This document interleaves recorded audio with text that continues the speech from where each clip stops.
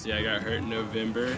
I was just coming up on 6 months, and I was lost. I had no idea what I was doing. I was just figuring out how to do normal life tasks, let alone get into sports. I was trying to figure out my friends, what I was going to do for school, just normal. How do I go about getting inside of this place? You know, how do I grocery shop? How do I reach things in my house that are on the top shelf? Little things like that that I took for granted before were on the forefront of my mind. So I was lost, and Bill introduced himself. I asked him we were waiting for Quiznos actually, and I asked him for a picture. And then he proceeded to go on and tell me all about San Diego, the promised land.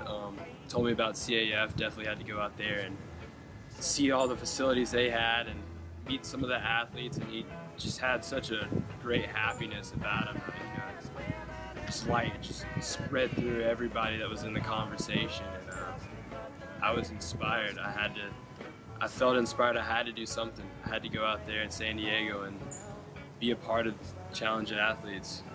On that Saturday morning that he was out of surgery and they took us to ICU, and there began a path that changed our lives. My early thoughts were just that we would get through it as a family. We would do whatever it took for him to be the best him that he always had been or could still be. Numerous hours spent reading and researching and, you know, what was next and who to call. And we went to, he met with the recreational therapist at Rogers C. Peace, and he picked 3 activities. They asked him to pick 3, and he said basketball, swimming, and cycling were his 3.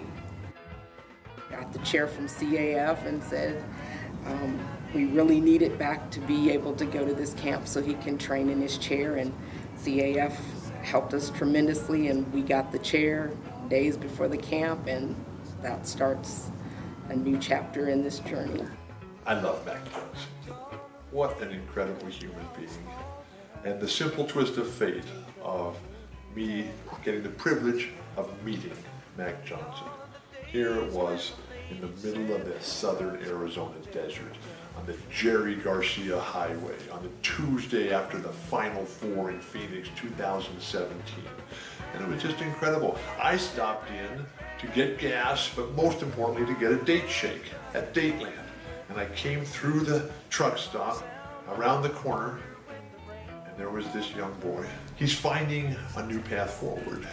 And what the Challenged Athletes Foundation is trying to do for him is what they did for me, which was give me purpose in my life. And passion has never been a problem, but when I got hurt 9 years ago, when my spine failed and collapsed, I lost. When Mack and I first connected, the first thing that flashed in my mind was this guy, who I don't know anything about, he's got to meet Lance Weir. Because Lance Weir is the epitome of what the Challenged Athletes Foundation is all about. I mean, here's a guy who's been a C5 quad for 25 years, who was told, you'll never do anything again the rest of your life. And because of the Challenged Athletes Foundation, has been able to do so much. Competitive people who are in their field and excel in what they do, and all of a sudden they can't do it anymore. To have things like that taken away sometimes can, you know, throw you in a tailspin, and it can take a while. Luckily, Mack doesn't seem to have that issue, and that's a blessing for him. He's going to be able to excel in whatever he does. You can tell that our stories parallel. His just moving much faster. Eventually, I got a chair from CAF, and I found a Shepherd Center. They sent me a link to a camp, a basketball camp at Auburn, which is where I started learning the game. And I made the decision I was going to transfer from my school at Wofford previously and go to Auburn and play for their wheelchair basketball team. So it's been a real quick transition into sports.